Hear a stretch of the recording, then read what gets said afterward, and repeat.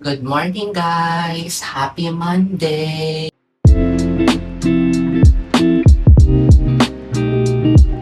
Nagpainit ako ng water and naglagay ako dito ng 3/4 na cold water and then 1/4 na hot.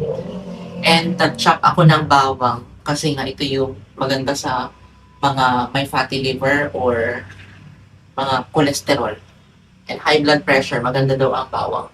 Pero wala ako noon prevention lang. Alam niyo naman, na prapraning ako pagdating sa health. And naka-cycling ako. T-shirt ako na mahaba and then naka-cycling. Grabe, alas 7 pa lang ang init na guys. 32 degrees Celsius na. 7 a.m.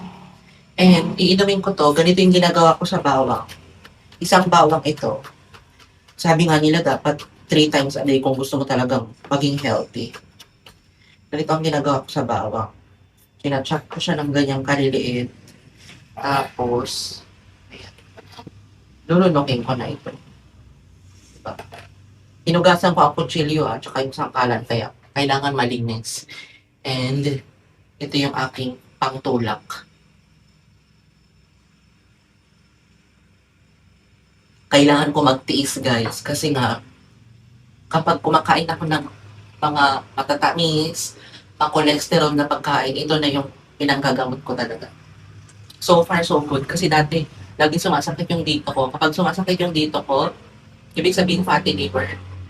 Eh wala na akong gallbladder, di ba tinanggal na? Dati kasi sumasakit siya dito, yung gallbladder yun, kaya tinanggal na dito. Pero yung minsan dito, kapag kumakain ako ng mga cholesterol, sumasakit. Ibig sabihin, nararamdaman ko talaga na yung fatty liver ko talaga nagre-react. Siyempre, everyday kapag kumakain tayo, di ba,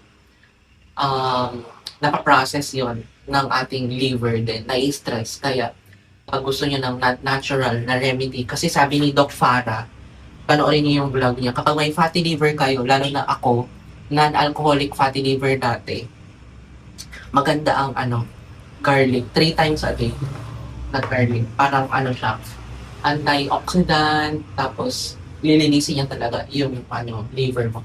And then itong warm water na to, ubusin ko siya.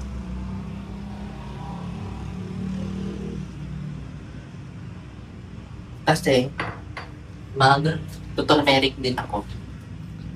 Ayan, turmeric.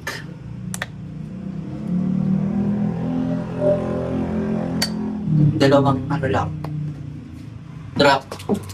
Binibili ko tong turmeric na to sa SNR to members value. Mura lang sa kanila guys. Check nyo. Tsaka sea salt din. Mura sa kanila. To activate the turmeric daw, lagyan ng ground pepper. Diba? Ganito ako kaano guys. Gusto ko kasi yung organic na medicine. Diba?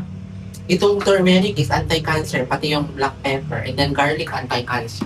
Lalo na ngayon guys, di ba, huwag na tayong dumagdag sa madaming may cancer dito sa Philippines. My gosh. My gosh guys. Ibabad ko lang itong turmeric, mamaya iinumin ko ito. Pero dagdagan ko ng water. So yun ang aking iniinom every morning. Actually, pinagpapawisan ako after ko nitong uminom. Tapos sakto mainit, and then mamaya mag-workout ako. So yun, shinare ko lang yung aking iniinom every morning. Ito na pala yung turmeric. Ayan, nababad ko na siya. And then, pwede ko na siyang inumin. Maanghang siya actually. Masarap din siya sa lalamunan kapag may throat problem kayo. Perfect ito guys. Tapos, pupusin ko ito paunti-unti. O, diba?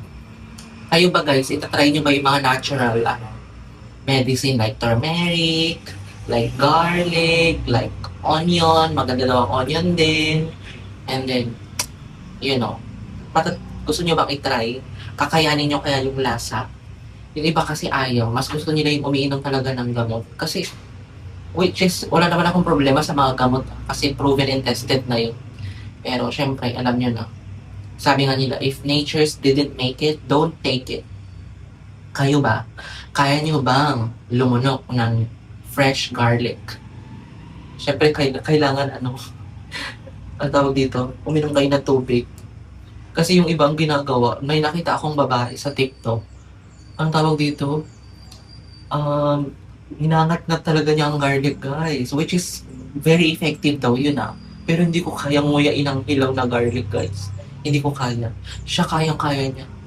My gosh, hindi man lang nagre-react yung mukha niya ng mapait or something or maanghang. Ay, kalok. Hindi ko alam ang pangalan niya eh. Basta, I think from India siya or Pakistan. Pero Englishera siya. So yun. Kaya niyo bang uminom? Diba? So yan ang ating vlog, guys. Short vlog lang. Take care. Good morning. Ingat kayo palagi. Keep safe.